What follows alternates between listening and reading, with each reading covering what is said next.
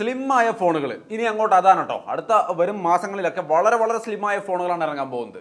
5.7 അത്രയൊക്കെ അത്രയും സ്ലിമ്മായ ഫോണുകളാണ് വരാൻ പോകുന്നത്. ഇപ്പോൾ ടെക്നോ ഒരു ഫോൺ അവതരിപ്പിച്ചിരിക്കുന്നുണ്ടോ, മൊബൈൽ വേൾഡ് കോൺഗ്രസിൽ അവതരിപ്പിച്ച ഫോണാണ്. ഇമേജ് നിങ്ങൾക്ക് ഇവിടെ കാണാം. 5.75 തിക്നെസ്സേ അതിനുള്ളൂ. അത്രയും സ്ലിമായ ഫോൺ. പക്ഷേ ബാറ്ററി കുറവാണെന്ന് വിചാരിക്കണം. ഇങ്ങനെ സ്ലിമായ ഫോണിൽ വരുമ്പോൾ ബാറ്ററി വളരെ കുറവായിരിക്കാറാണ് പതിവ്. പക്ഷേ ഇതിൽ 5200 mAh ബാറ്ററി മറ്റമുണ്ട്. സോ നോർമലായ അടിപൊളി 2 ദിവസം നിൽക്കുന്ന ഡീസൻറ്റ് ബാറ്ററി ലൈഫ് ഉണ്ട്. പക്ഷേ സ്ലിമായ ഫോൺ. ഇതുപോലെ തന്നെ സാംസങ്ങിൻ്റെ എഡ്ജ് S25 എഡ്ജ് അതും നല്ല കിടിലൻ സെറ്റപ്പാണ്. വളരെ സ്ലിമായ ഫോണാണ്. 8 എലൈറ്റ് പ്രോസറൊക്കെ ആയിട്ട് അത് വരുന്നത്. സോ ഒട്ടനവധി സ്ലിം ഫോണുകൾ വരുന്നുണ്ട്. നിങ്ങൾക്ക് ഈ തിക്കായ ബൾക്കിയായ ഫോണുകളൊന്നും ഇഷ്ടമല്ലെങ്കിൽ ഇതൊക്കെ മാറ്റി വയ്ക്കാം, വെയിറ്റ് ചെയ്യാം. 3-4 മാസം കൊണ്ട് വളരെ നൈസ് ഫോണുകൾ താമസിയാതെ വരും. ടെക്നോ ഈ ഫോൺ മൊബൈൽ വേൾഡ് കോൺഗ്രസിലാണ് അവതരിപ്പിച്ചിരിക്കുന്നത്. അടുത്ത മാസം ഒന്നും ലോഞ്ച് ചെയ്യുന്നതല്ല ഞാൻ പറഞ്ഞത് കേട്ടോ. എന്തായാലും ഒരു വാർത്ത പറഞ്ഞതേ ഉള്ളൂ. ടെക് ന്യൂസ് ആണ് ഇന്നത്തെ വീഡിയോ. ആദ്യത്തെ വാർത്തയാണ് പറഞ്ഞത്. ഇനി മറ്റൊരു വാർത്ത എന്ന് പറയുന്നത് വാർത്തയല്ല, നത്തിങ്ങിൻ്റെ 3A Pro 2 ഫോണുകളും ലോഞ്ച് ചെയ്തിട്ടുണ്ട്. നമ്മളൊരു ഒരാഴ്ചയോളം ഒരാഴ്ചയല്ല അതിൽ കൂടുതൽ ഉപയോഗിച്ചതിൻ്റെ ഒരു വീഡിയോ ആണ് നമ്മൾ ചെയ്തിരിക്കുന്നത്. എങ്കിലും നിങ്ങൾ അൺബോക്സിംഗ് വീഡിയോ ആയിട്ട് കണ്ടാൽ മതി. ഫോണുകൾ അടിപൊളിയാണ്, വേറെ വിഷയമൊന്നുമില്ല. 3A Pro 29-30 രൂപ റേഞ്ചിലാണ്. ഓഫറിൽ 27,900 കിട്ടും. പക്ഷേ എന്നാലും കുഴപ്പമൊന്നുമില്ല. 2 ഫോൺ ഓൾറൗണ്ടർ ഫോണുകളാണ്. നൈസാണ്. വേറെ ബഗ്ഗുകൾ, ഹാങ്ങുകൾ, ഇഷ്യൂസ് യാതൊന്നുമില്ല. നൈസാണ്. വീഡിയോ കണ്ടു നോക്കുക. ലിങ്ക് ഇവിടെ കൊടുത്തിരിക്കാം, മറക്കാതെ കാണാം. ഇനി അടുത്തൊരു വാർത്ത എന്ന് പറയുന്നത് C Flip. സാംസങ്ങിൻ്റെ ഫ്ലിപ്പ് ഫോണുകൾ നിങ്ങൾക്ക് ഇഷ്ടമാണെങ്കിൽ ഗാലക്സി C Flip 7 ഇമേജുകൾ വന്നിട്ട് നിങ്ങൾക്ക് ഇവിടെ കാണാം. ആ കവർ സ്ക്രീനൊക്കെ ഇപ്പോൾ ഫുൾ സ്ക്രീൻ ആയിട്ടുണ്ട്. ബോർഡറൊക്കെ വളരെ കുറച്ച് മോഡേൺ ലുക്കിലേക്ക് മാറിയിട്ടുണ്ട്. ക്രീസൊക്കെ വളരെ കുറവായിരിക്കും എന്ന് പറയുന്നു. സോ ഫ്ലിപ്പ് ഫോണുകൾ ഇഷ്ടമുള്ള ആൾക്കാരുടെ ഏറ്റവും ഫേവറേറ്റ് ആയ ഫോണുകളിൽ ഒന്നാണ് സാംസങ്ങിൻ്റെ C Flip 7 അല്ലെങ്കിൽ C Flip 7 Fold 7 എല്ലാ സംഭവങ്ങളിലും വീഡിയോ നമ്മുടെ ചാനലിൽ വരുന്നുണ്ട്. മറക്കാതെ സബ്സ്ക്രൈബ് ചെയ്ത് ബെല്ലൈക്കണൊക്കെ എനേബിൾ ചെയ്ത് വെച്ചു. ഇനി അടുത്തൊരു വാർത്തയാണ്. വ്യത്യസ്തമായൊരു ഫോൺ മൊബൈൽ വേൾഡ് കോൺഗ്രസിൽ നമ്മുടെ റിയൽമി അവതരിപ്പിച്ചിരിക്കുകയാണ്. റിയൽമി അൾട്ര എന്നാണ് പേര്. ഇന്റർചേഞ്ചബിൾ ലെൻസ് ഒക്കെ ആയിട്ടാണ് വരുന്നത്. അതായത് ഫോണിൻ്റെ പുറകിൽ വലിയൊരു ലെൻസ് ഘടിപ്പിച്ച് നമുക്ക് ഫോട്ടോ എടുക്കാൻ സാധിക്കും. സാധാരണ DSLR എടുക്കുന്ന ക്വാളിറ്റി കിട്ടാൻ പാകത്തിനുള്ള സെറ്റപ്പ് ചെയ്യാൻ പറ്റുന്ന തരത്തിലാണ് ഫോൺ വരാൻ പോകുന്നത്. നോർമൽ ഫോണായിട്ട് ഉപയോഗിക്കുക, ആവശ്യം വരുമ്പോൾ അതിൻ്റെ പിന്നിലേക്ക് വലിയ ലെൻസൊക്കെ എടുത്ത് ഘടിപ്പിച്ചിട്ട് DSLR ഫോട്ടോ എടുക്കാം. കുറേ പേർക്ക് അങ്ങനെ ആഗ്രഹമുണ്ട്. വളരെ ക്ലാരിറ്റി നോക്കി DSLR ഫോട്ടോസ് ഫോൺ കൊണ്ട് എടുക്കുന്ന ആൾക്കാർ. പ്രോ ആൾക്കാരുടെ കയ്യിലൊക്കെ ആ സെറ്റപ്പ് കിട്ടിക്കഴിഞ്ഞാൽ കേവലം സാധനങ്ങൾ എടുക്കാനുള്ള സാധ്യത കാണുന്നുണ്ട്. താമസിയാതെ വരും റിയൽമി അൾട്ര. ഇനി അടുത്തൊരു വാർത്തയാണ് റിയൽമിയുടെ P3 Ultra P3 ഈ 2 ഫോണുകൾ താമസിയാതെ ലോഞ്ച് ചെയ്യും. അതിൻ്റെ ലീക്സും കാര്യങ്ങളൊക്കെ വന്നുകൊണ്ടിരിക്കുന്നുണ്ട്. അത് ട്വിറ്ററിൽ വരുന്നുണ്ട്. നമ്മുടെ വീട്ടിൽ ലീക്സ് ഇല്ല, ഫോണേ വന്നിരിക്കുന്നുണ്ട്. നമുക്ക് അതിൻ്റെ വീഡിയോ താമസിയാതെ കൊണ്ടുവരാം.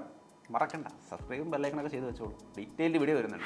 ഇനി അടുത്തൊരു കാര്യം, iOS 18 തന്നെ ഇപ്പോൾ കിട്ടിയിട്ടുള്ളൂ. അത്രയൊന്നും സെറ്റ് ആയിട്ടില്ല. ആപ്പിൾ ഇൻ്റലിജൻസ് ഒന്നും അത്ര പെർഫെക്റ്റ് ആയിട്ടില്ല. പക്ഷേ അതിനിടയ്ക്കാണ് iOS 19 ഭയങ്കരമായിട്ട് ചേഞ്ചുകളുമായിട്ടാണ് വരിക. UI മൊത്തത്തിൽ ചേഞ്ചുകളായിരിക്കും. ഇത്തവണ കസ്റ്റമൈസേഷൻ ആണല്ലോ വന്നത്. iOS 18 കുറച്ച് കസ്റ്റമൈസേഷനും കാര്യങ്ങളും ആപ്പിൾ ഇൻ്റലിജൻസും ഒക്കെയാണ് വലിയ കാര്യമായിട്ട് വന്നത്.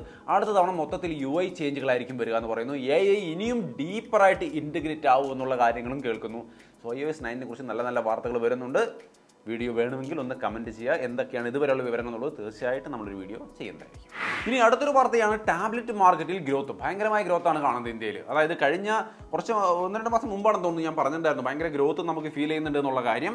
പക്ഷേ ഇത്തവണ IDC റിപ്പോർട്ട് തന്നെ വന്നിരിക്കുകയാണ്. 42% ഒരു ഗ്രോത്താണ് കാണുന്നത്. എന്ന് വെച്ചാൽ ഭയങ്കരമായ കുതിച്ചുചാട്ടമാണ്.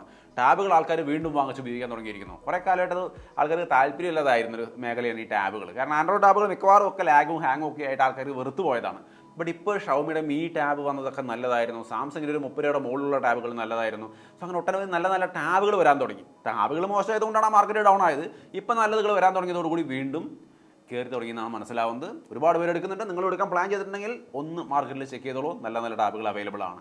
മാത്രമല്ല ആപ്പിളിൻ്റെ ടാബുകൾ ഇപ്പോൾ ഇറങ്ങിയിട്ടുണ്ട്. ഐപാഡ് 11th ജനറേഷൻ ഇറങ്ങിയിട്ടുണ്ട്. അതിൽ ആപ്പിൾ ഇൻ്റലിജൻസ് ഇല്ല കേട്ടോ. അപ്പോൾ അത് നിങ്ങൾക്കൊരു താല്പര്യമുള്ള കാര്യമാണെങ്കിൽ നിങ്ങൾ അത് എടുക്കാൻ നിൽക്കരുത്. മാത്രമല്ല അതിൽ A16 പ്രോസറൊക്കെയാണ്. 34,000 രൂപ റേഞ്ചിലൊക്കെയാണ് അതിൻ്റെ പ്രൈസ് വരുന്നത്. 34 സംതിങ്. സെല്ലുലാറിന് അതിലും കൂടും. അതേപോലെ ഐപാഡ് എയർ അത് നല്ല ഐറ്റമാണ്. അത് M3 ചിപ്പുമായിട്ടാണ് വരുന്നത്. അത്യാവശ്യം നല്ല സെറ്റപ്പാണ്. ആപ്പിൾ ഇൻ്റലിജൻസ് കാര്യങ്ങൾ എല്ലാം ഉണ്ട്. സോ ലേറ്റസ്റ്റ് ഐപാഡ് എയർ എടുക്കുന്നതിൽ യാതൊരു തെറ്റുമില്ല. അടിപൊളി ഐറ്റമാണ്.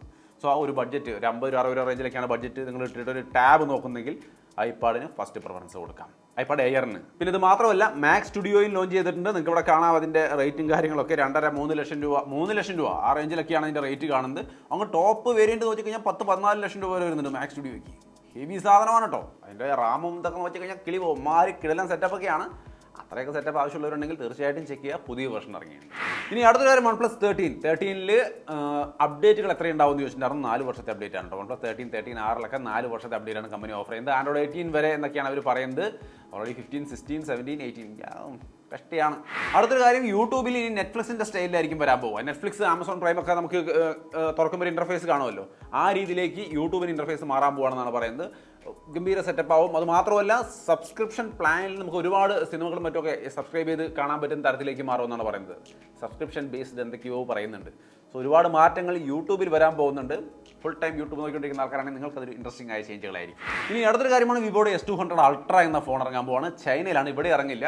ഇവിടെ ഇറങ്ങാത്തതിൻ്റെ കാരണം, ഞാൻ കഴിഞ്ഞ തവണ അവരുടെ ഒരു ഇവൻറ്റിന് പോയപ്പോൾ നമ്മൾ വിവോയുടെ ടീമിനോട് ചോദിച്ചായിരുന്നു. അവർ പറഞ്ഞത് ഓൾറെഡി അവരുടെ ഈ പ്രോ സീരീസ് ഉണ്ട്, 200 Pro, ആ ഒരു സംഭവം തന്നെ ഉള്ളതിൽ ടോപ്പാണ് ഇന്ത്യയിൽ.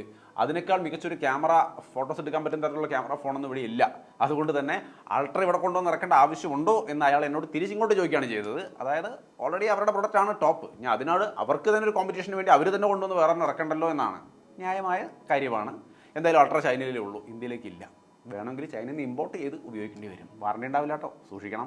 പിന്നെ Xiaomi 15 Ultra ഗംഭീര സംഭവമെന്ന് കേട്ടിട്ടുള്ള സാധനമാണ്. 11-ാം തീയതിയാണ് ഇന്ത്യ ലോഞ്ച്. ലിമിറ്റഡ് സ്റ്റോക്ക് എന്നൊക്കെ പറഞ്ഞ് കേട്ടിട്ടുണ്ടായിരുന്നു. താല്പര്യമുള്ളവർക്ക് ഉണ്ടെങ്കിൽ പെട്ടെന്ന് തന്നെ വാങ്ങിക്കാൻ ശ്രമിക്കേണ്ടി വരും തോന്നുന്നു. ലോഞ്ച് ആകുമ്പോഴേ വിവരങ്ങൾ കൃത്യമായിട്ട് അറിയുള്ളൂ. 11-ാം തീയതിയാണ് ലോഞ്ച്, മാർക്ക് ചെയ്യാൻ മറക്കണ്ട. പിന്നെ ഗൂഗിൾ Pixel 9e 40,000 രൂപ റേഞ്ചിലായിരിക്കും വരിക എന്നാണ് പറയുന്നത്.